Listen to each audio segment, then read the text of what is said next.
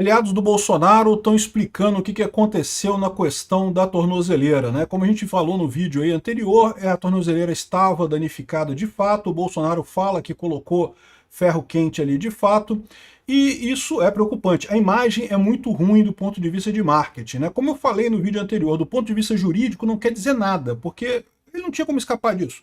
Ele estava na casa, em prisão domiciliar, com um policial na porta, e isso aqui só prova que a tornozeleira realmente não tem como tirar ela, ou seja, isso daqui não prova nada no final das contas, né? Agora, os aliados estão dizendo que Bolsonaro teve um surto porque ele acreditava que estava ouvindo vozes da tornozeleira ou que a tornozeleira tinha uma escuta, tá?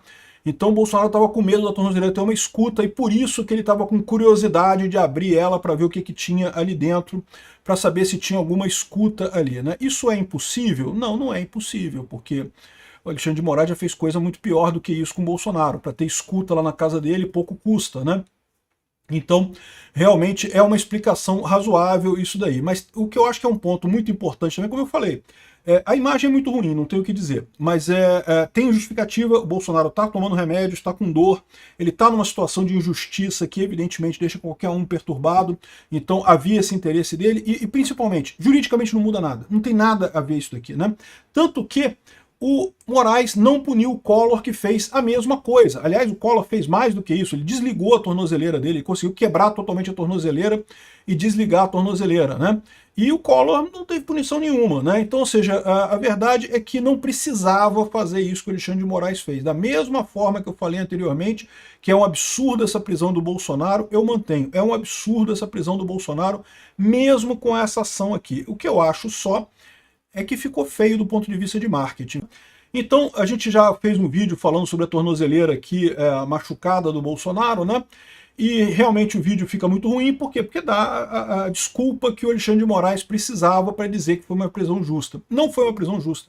A prova disso é que o pedido de prisão foi de ontem, ou seja, antes desse episódio todo. Então, assim, não tinha lógica nenhuma, não havia nada que mudasse isso daí. O Alexandre de Moraes já iria mandar prender ele de qualquer forma, né? Ele só acrescentou mais esse item aí como um item que justificava a prisão, tanto que ele nem deu tanto destaque assim dentro dos motivos lá da coisa. O problema é, como eu falei no vídeo anterior, que é a questão do marketing, né? Porque agora você tem um motivo, tem um motivo. Ah, mas ó, é uma besteira. É uma besteira, mas tem um motivo. E é uma imagem que choca, né? A tornozeleira toda destruída ali, né? E muita gente falando assim, poxa, surgem inclusive outras dúvidas, né? Por exemplo, ele fez em todo o entorno da tornozeleira. A moça pergunta se ele tentou abrir ela. Ele falou, não, não tentei abrir não. Mas ele fez em todo o contorno dela, ou seja, dá a impressão de que ele pode realmente ter preparado para quando chegasse na hora da fuga, ele abria aquilo ali, quebrava tudo, tirava e ficava sem o rastreio para poder empreender a fuga, né? Pode dar essa ideia. Outra coisa que eu cheguei a tocar no vídeo anterior é que ele está doente.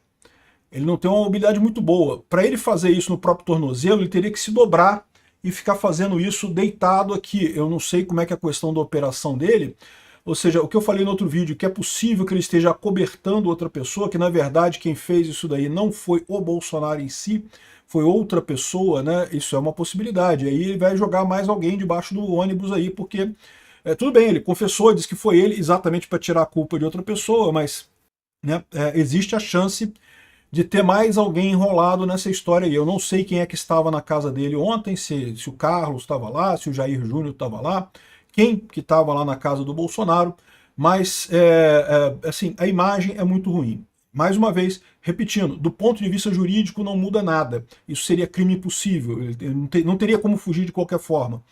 Mas para a opinião pública vai fazer um impacto isso daqui, né? E, de novo, é tanto uma coisa que não faz sentido, que da outra vez, quando aconteceu com o Collor, o Moraes não fez nada. Não fez nada por quê? Porque realmente não é... Juridicamente não quer dizer nada esse negócio de você tentar contornar a tornozeleira se você não for até o final. Né? Se ele realmente arrancasse tudo ali, tirasse as coisas, aí é outra história. Mas o Collor fez isso e não tem chance. Né? O aviso é rápido, a pessoa já está ali, já está com a guarda na porta, não tem o que ele fazer no final das contas, né? Bom, o pessoal da esquerda está comemorando. Esse vídeo da tornozeleira, como eu falei, do ponto de vista de marketing para a esquerda, é uma maravilha. É tudo que eles queriam. Né? O Alexandre de Moraes deve estar dando pulinhos de alegria lá no STF. O Ricardo Correia aqui, que é um esquerdista, está aqui dizendo que a confissão do Bolsonaro é a imagem final e melancólica e constrangedor para os aliados que alegam prisão injusta. A prisão foi injusta, amigo. A prisão foi pedida ontem, antes disso tudo acontecer. É uma prisão injusta de qualquer forma. Bolsonaro é inocente. O problema desse negócio é justamente esse. Você tortura, tortura, tortura, todos nós somos humanos. Uma hora a gente quebra, pô. Bolsonaro escutou algum barulho da tornozeleira, estava com suspeita de que estava sendo ouvido de alguma forma, e foi lá e tentou alguma coisa, né? Ou seja, foi um erro dele, não tenha dúvida que foi um erro. Mas, de novo, juridicamente isso não justifica a prisão do Bolsonaro de maneira alguma, né? Mas, mais uma vez, do ponto de vista da mídia, é inegável que muita gente vai olhar para isso e vai falar, realmente, ele tentou fugir, né? Saiu já no exterior tanto a informação da prisão do Bolsonaro quanto a imagem da tornozeleira. Teve algumas reações aqui no exterior. O Trump parece que muito rapidamente perguntaram para ele se ele sabia da prisão do Bolsonaro. Ele estava indo para o helicóptero aqui, né, nesse lugar que é muito, muito barulhento e coisa e tal.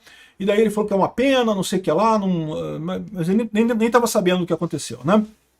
Então não tem nenhuma reação direta.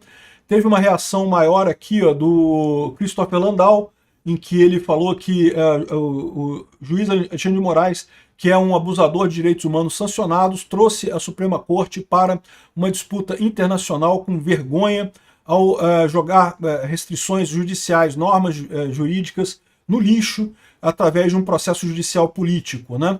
Os Estados Unidos estão gravemente preocupados com esse último ataque à liberdade de expressão, ao devido processo, e a estabilidade política no Brasil, uma prisão provocativa e desnecessária, que ele já estava sobre prisão domiciliar e guarda pesada, então não haveria nada por que ele ser preso na cadeia e coisa e tal. E eu concordo, é o que eu falo para vocês, juridicamente, isso daqui não quer dizer nada, absolutamente nada. É um absurdo mesmo, né? De qualquer forma, é o que eles estão alegando, né?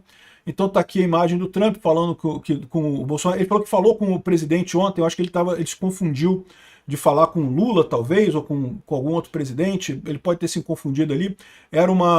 Esse lugar aqui é bem barulhento. De qualquer forma, o Trump falou que é uma pena. Mas, de novo, ele não estava nem sabendo do que aconteceu ainda, né?